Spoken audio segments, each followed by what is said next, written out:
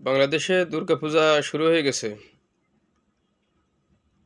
এবার দুর্গাপূজার ছুটি একদিন বাড়ানো হয়েছে এবং শুক্র শনি মিলে ৪ দিন ছুটি পাচ্ছে সনাতন ধর্মী ভাই বোনেরা।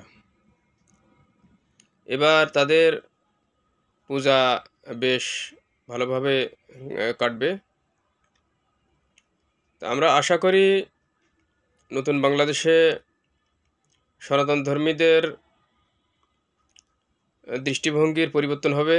তারা শুধু যে আওয়ামী লীগকে বন্ধু মনে করে, এটা থেকে বেরিয়ে এসে আজকের বাংলাদেশে অন্য সব দলকে তারা বন্ধু হিসেবে নেবে এবং তাদের সাথে এই দুর্গাপূজায়, যেটা আমাদের সংস্কৃতির অংশ হয়ে গেছে, এখানে তাদের ধর্মীয় উৎসব হলেও আমাদের বাংলাদেশের মুসলিমরা অনেকেই এই দুর্গাপূজা উৎসবের সাথে ওতপ্রোতভাবে জড়িয়ে যায়।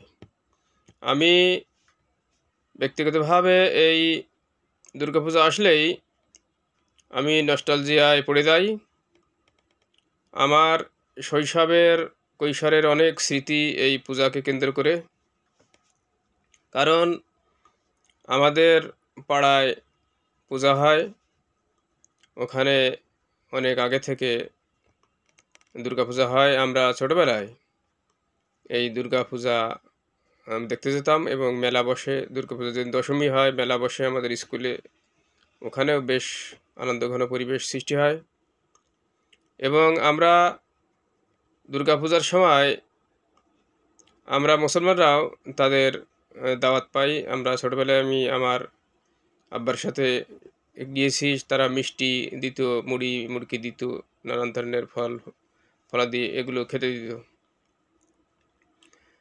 আমরা ছোটোবেলা থেকে দেখেছি যে সনাতন ধর্মীরা আমাদের মুসলমানদের সাথে সামাজিকভাবে একাকার হয়ে তারা বসবাস করে এবং অদ্যাবধি আমাদের এখানে কখনো সংখ্যালঘু নির্যাতন বলে কোনো ঘটনা আমাদের এখানে ঘটেনি।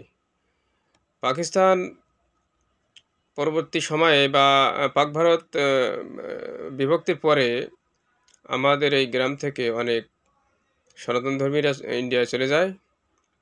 আমরা তাদের অনেকের নাম শুনেছি, আমি ব্যক্তিগতভাবে অনেককে পরবর্তী দেখেছিও। তাদের ভিতরে অনেকে উচ্চশিক্ষিত, অনেক ভারতের অনেক দিলীপ রক্ষিত বলে একজন আছে এখনও, উনি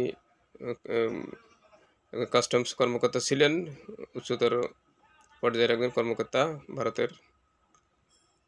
তো আমরা তাদেরকে ফিল করি এবং আমাদের এখানের যারা, যেহেতু আমাদের বর্ডার এলাকায় বাড়ি, এখান থেকে অনেকেই তাদের বাড়িঘরে এখনও যায়, দেখা সাক্ষাৎ হয়। খুবই আন্তরিকভাবে আমরা তাদের সাথে ওঠা বসা করি। কিন্তু দুঃখজনক হলেও সত্য যে এই সনাতন ধর্মীরা আমাদের সামাজিক বন্ধু হলেও, সমাজের মানুষ হলেও, রাজনৈতিকভাবে তারা আমাদেরকে বন্ধু কখনো মনে করে না। তারা একমাত্র আওয়ামী লীগকে ছাড়া অন্য কোনো দলকে তারা বিশ্বাস করে না। সারা বাংলাদেশে প্রায় একই চিত্র।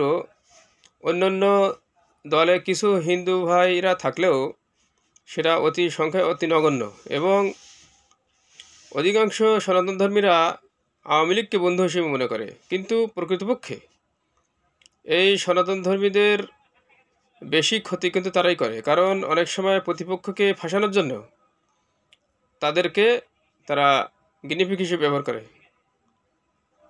তাদের বলির পাঠা বানায়,